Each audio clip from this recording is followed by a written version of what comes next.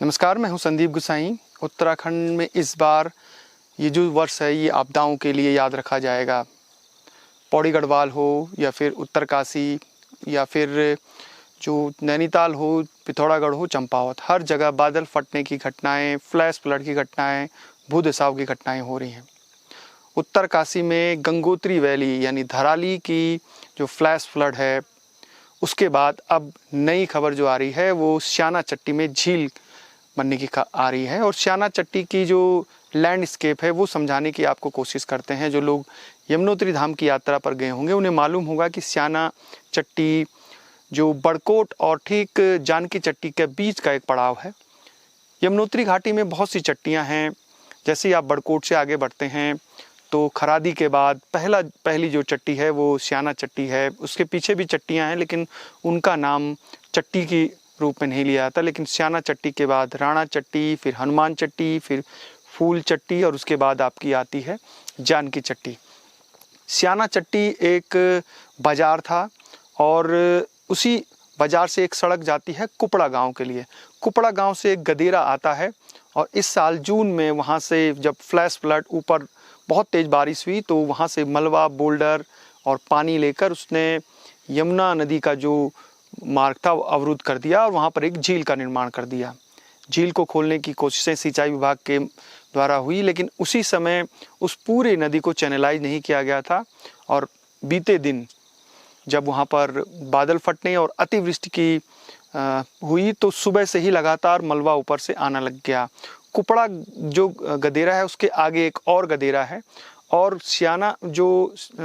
श्याना चट्टी है उससे आगे भी यमुना नदी में छोटी छोटी बहुत सारी जो गदेरे हैं वो मिलते हैं।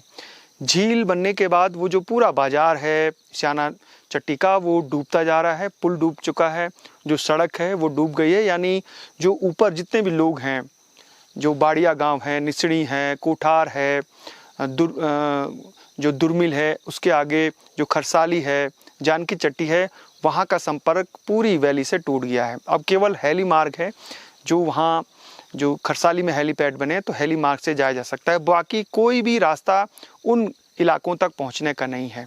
ऐसे ही ठीक जो घटना है वो धराली में भी हुई।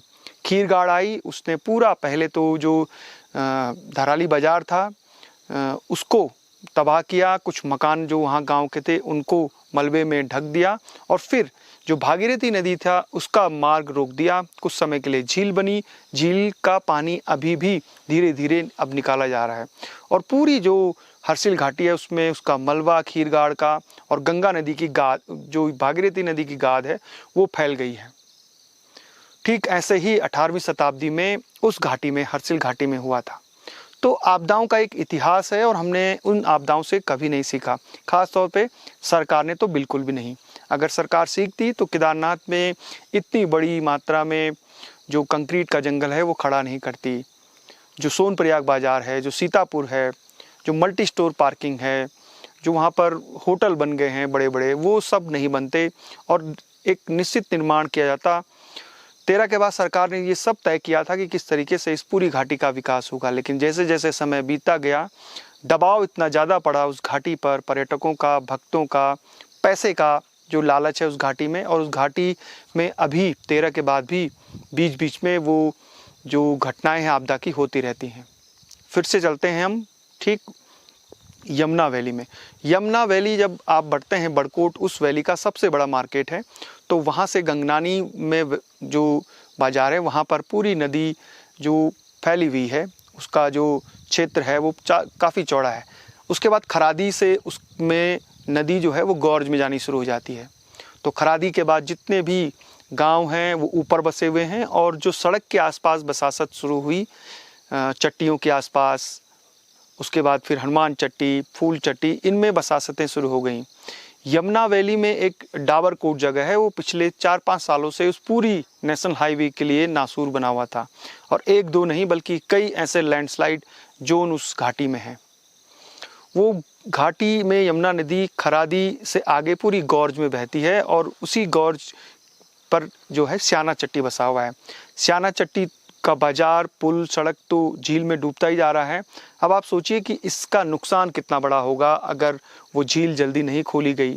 जब जून में वो झील बनी थी तब उसको चैनलाइज कर दिया गया होता तो शायद ये जो आज झील बनी है उसका निर्माण नहीं होता, या होता भी तो वो झील छोटी होती।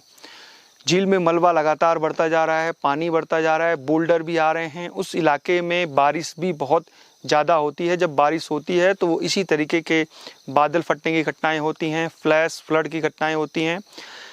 उसके स्याना चट्टी के बाद जो सबसे बड़ा खतरा है वो खरादी पर है, फिर गंगनानी है, फिर बरकोट के निचले वाले जो पुल हैं, और फिर बड़कोट के बाद फिर नौगांव का पुल है, नौगांव के बाद फिर आगे लाखा मंडल। ये तमाम जगहों पर झूले पुल हैं, मोटरेबल पुल हैं, बसासतें हैं, खेत हैं। फिर लखवाड़ डैम है, लखवाड़ डैम के बाद फिर आपका आगे आसान बैराज है, डाकपत्तर बैराज है। इन यमुना नदी और यमुना नदी की जो सहायक नदियां हैं, टोन्स जो फिर यमुना में मिलती है, उसमें बहुत से बैराज और ये डैम बने हुए हैं। और फिर आगे वो फिर यूपी होते हुए हरियाणा में निकलती है, और वहाँ सबसे बड़ा बैराज फिर हथनीकुंड बैराज है, जिसका पानी छोड़ने पर दिल्ली पानी पानी हो जाती है। तो खतरा केवल यमुना घाटी में नहीं है बल्कि दिल्ली तक है। अगर झील का पानी बढ़ता गया और झील अपने आप टूटी, अपने आप उसने मुहाना खोला, तो दिल्ली तक तबाही मच सकती है। इस पूरी घटना पर, इस पूरी झील जो बनी है स्याना चट्टी में, हमारी पूरी नज़र रहेगी। हम इस समय पौड़ी गढ़वाल के जो आपदा प्रभावित गांव हैं वहाँ ग्राउंड में जाकर आपदा पीड़ितों की जो रिपोर्टिंग है वो कर रहे हैं। आप देख ही रहे होंगे।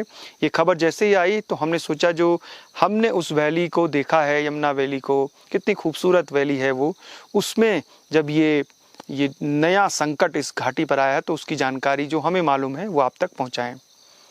ऐसे ही जानकारियों के लिए आप बने रहिए रूरल टेल के साथ। मुझे दीजिए इजाज़त। नमस्कार। जय नंदा, जय हिमाल।